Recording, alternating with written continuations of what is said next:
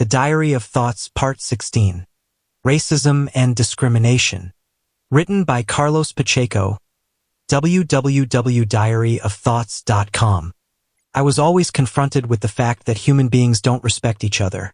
And this is not only related to a conflict of cultures, but due to the reigning mentalities that make part of humanity itself. There is a different root to the words racism and discrimination, but I think that they are very much alike, even intrinsically interconnected, as racism is a form of discrimination. We can also consider that this phenomenon has a genetic explanation, as scientists always try to find scientific answers to everything except to identify the essence of the spirit, finally the one of their own. It was since ancient civilizations that humankind endured a conflict of cultures. Since the beginning of times, after all, even maybe since God put human beings on earth. In reality, people are the only living species that can nurture hate for each other, even if there is no material interest involved in their actions. That's why genocides exist, and simultaneously a proof about our lack of respect for life. No surprise that men became the biggest predator of all living species while exterminating hundreds of animal species to obtain profit or as a pure amusement to prove our supremacy. It's a pity that our intelligence didn't eliminate the worst part that is living inside some of us. As a matter of fact, we can find acts of racism in several areas of our social life. We assist to native-born people discriminating each other between them to maintain their professional or social status, and in this case, racism has no nationality or race at all. The confrontation of religious beliefs is also an element of discrimination that becomes similar to any racial offense and shows once again that the color of the skin isn't a fundamental part that causes this kind of behavior in society. Religious discrimination is even worse than the racial one, as it should be based on equality since there is only one creator. The frontiers between richness and poorness implied the possibility for people to become cultured and evolved or stay in a primitive state, but in fact, this doesn't only happen between rich and underdeveloped countries, but also in our daily lives, between the same native-born people.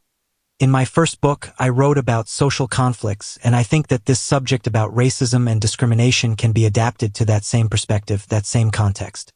We have the tendency to discriminate uncultured people, forgetting about the reason why they were submitted to that condition. We evaluate people by their bank accounts or social status, which is also a form of racism, a form of discrimination. On the other hand, society became so hypocritical that never discriminated colored rich people.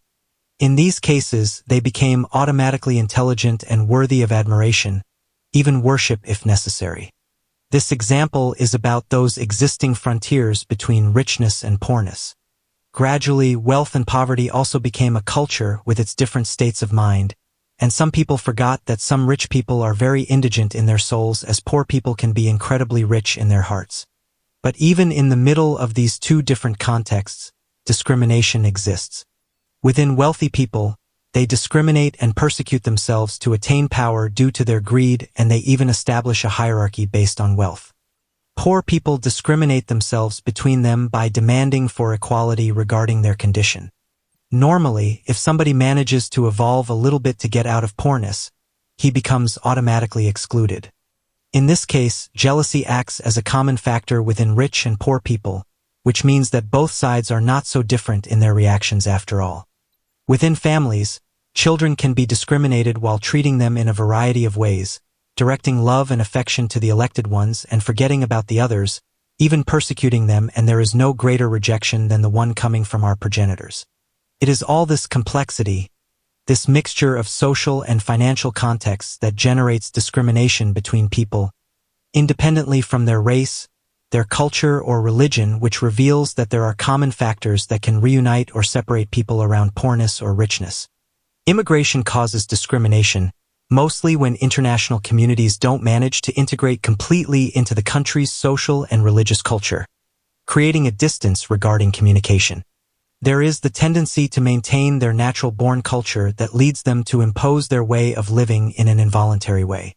According to the different existing cultures, there are also some foreign mentalities that are possessed by a notion of conquest, and that reminds me of an interesting event that occurred on one of my stays in Canada.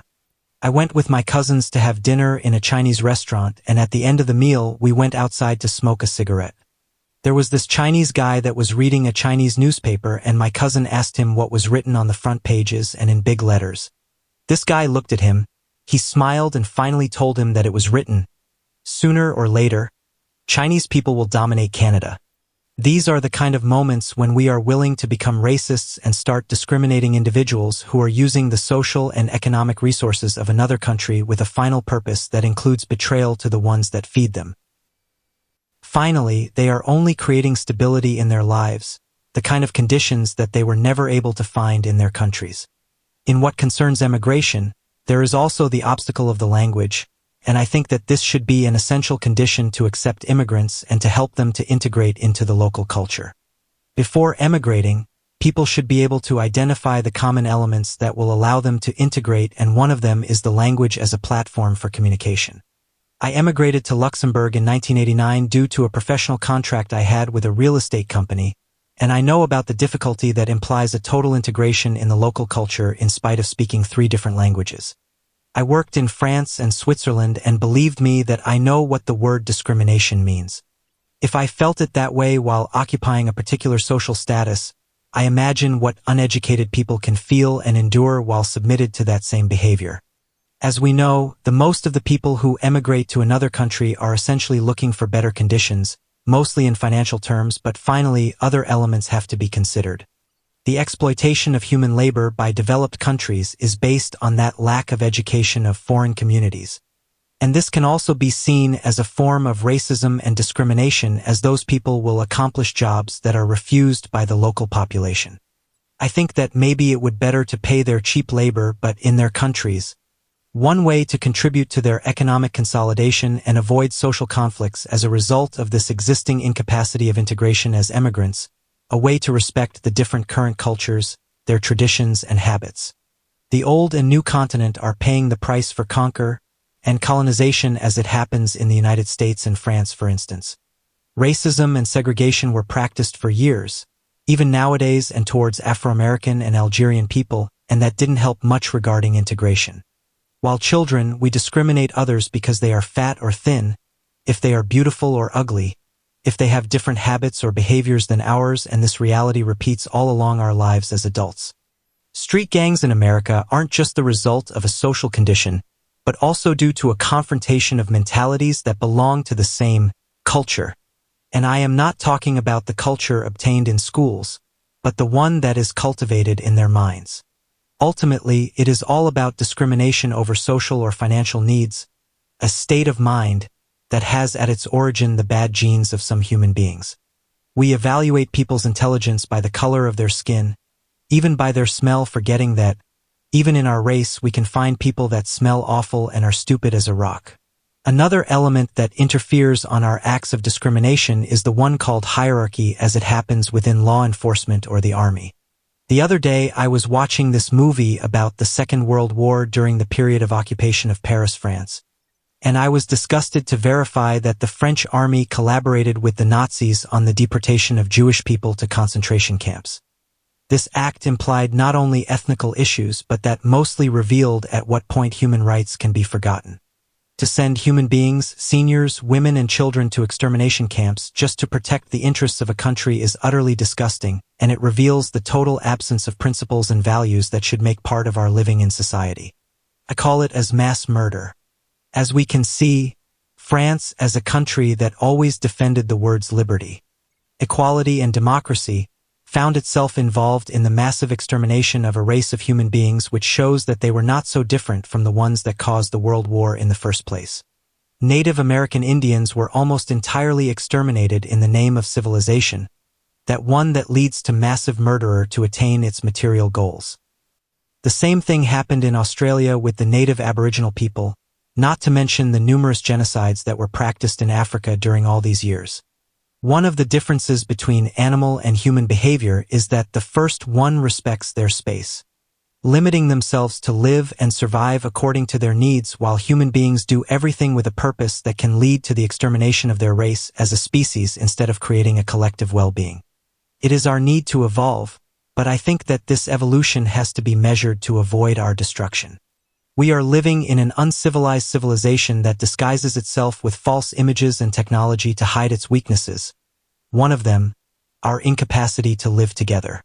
I think that this doesn't speak a lot on our behalf. It will take millions of years until humanity understands about our role in life, for what purpose we are all here, breathing and existing. Regarding women's emancipation, we can verify even today that they are treated and evaluated in a different manner while performing the same intellectual and labor tasks as men do. Even today in modern society, women are paid less than men, which is a form of discrimination, not to mention some countries where their freedom, along with their dignity and pride, are completely pulled apart and forgotten. Eastern countries exploit and export women as cattle by sending and selling them to prostitution, and some Asian countries sell children for the same purpose, overriding all the existing human rights. In Brazil, children are working on mines for cheap labor, and the whole world is assisting to all this without changing a thing. In economical terms, countries are discriminated by their natural resources, while the United Nations are talking about the word globalization. Meanwhile, economical genocide under different forms is being practiced by a minority that detains economical power. After all these written words, don't tell me stories about racism and discrimination, as they are very present in our daily lives, and we are all victims of it, one way or another. Racism and discrimination are a living reality, like cancer in society, and a result of our lack of feelings for each other. Discrimination of our ideas and thoughts is also a fact, as technology leads society to be constantly manipulated and controlled by governments as a standard practice to assure national security. The internet was supposed to be a free vehicle of expression as a social network, but websites are constantly being forbidden because they are not convenient for the public opinion or the public knowledge. The fact of sharing information, music, videos, and more became a polemic in legal terms, as if before internet existed, we couldn't make a copy of some music on a cassette, put a film on video, or send written messages to someone else. All these new decisions that are coming from the ones who are in power are based on a unique fear, which is that society will reach an unnecessary knowledge, and will create a conflict named intelligence versus intelligence by being able to fight the imposed system using their technological weapons. It is better then to create laws to discriminate people to avoid what they'll manage in their personal, even collective data. After all, social networks are nothing but collective, and they can become dangerous. Better to control it, though. Social networks were created with that purpose in the first place, as other kinds of technology like credit cards that expose our financial situation, what we buy, along with our habits, or mobile phones that will send information about where we are, even if we find ourselves in the toilet. I call this as a total discrimination about our privacy. Racism and discrimination are nothing but a form of torture, a cause for pain and misery in the world. Finally, it will always be our bad side, our bad genes, along with our intrinsic greed, malice, hypocrisy, and cynicism, that will lead us to discriminate ourselves all the time. Perhaps my book will become discriminated upon as well due to my opinions on this subject. The Diary of Thoughts, Part 16. Racism and Discrimination. Written by Carlos Pacheco, www.diaryofthoughts.com.